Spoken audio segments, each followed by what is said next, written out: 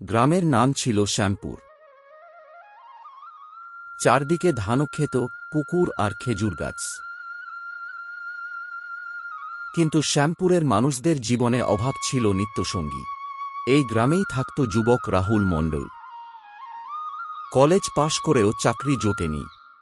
অনেকেই শহরে পাড়ি জমালেও রাহুল থেকে গেল নিজের মাটির টানে।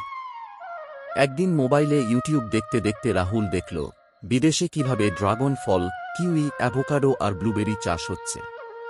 ভিডিওর নিচে লেখা, এখন ভারতে বিদেশি ফল চাষ করে লক্ষ টাকা আয় সম্ভব। রাহুলের মনে যেন বিদ্যুৎ খেলে গেল। সে ভাবল, যদি অন্য দেশে হয়, আমাদের মাটিতে কেন হবে না? পরদিনই রাহুল গ্রামের কৃষি দপ্তরে গেল। কৃষি আধিকারিক তাকে বললেন, সঠিক পদ্ধতি জানলে বিদেশি ফল চাষ খুবই লাভজনক। রাহুল ব্যাংক থেকে অল্প ঋণ নিয়ে শুরু করল তার স্বপ্নের যাত্রা। বাবার পুরনো অনাবাদি জমিতে সে লাগাল ড্রাগন ফলের চারা। প্রথম দিকে গ্রামের লোক হাসাহাসি করত।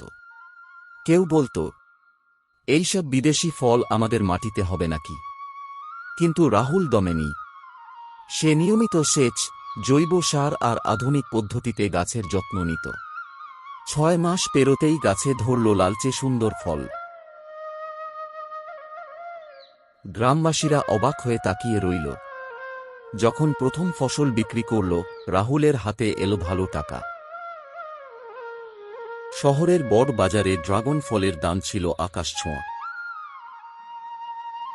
1 বছরে রাহুল শুধু ঋণ শোধই করল না, নতুন করে অ্যাভোকাডো আর কিউই চাষও শুরু করল। ধীরে ধীরে শ্যামপুর গ্রাম বদলে যেতে লাগল। অন্য কৃষকরাও রাহুলের কাছ থেকে প্রশিক্ষণ নিতে শুরু করল। কেউ লাগাল স্ট্রবেরি, কেউ ব্লুবেরি।